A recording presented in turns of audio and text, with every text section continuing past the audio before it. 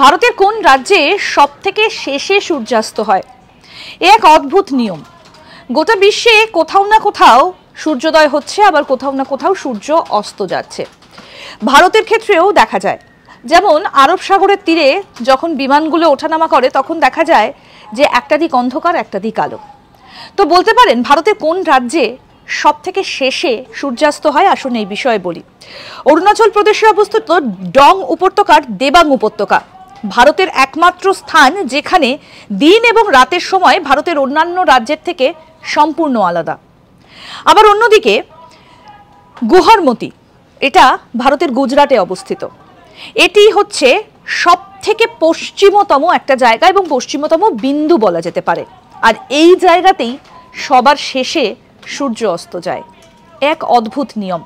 অর্থাৎ একদিকে অরুণাচল, অন্যদিকে গুজরাট, এই দুটো জায়গায় কিন্তু একেবারে বিপরীত ছবি লক্ষ্য করা যায়। আর গুজরাটের এই গুহরমতি, এখানে সব থেকে শেষে সূর্যাস্ত হয়।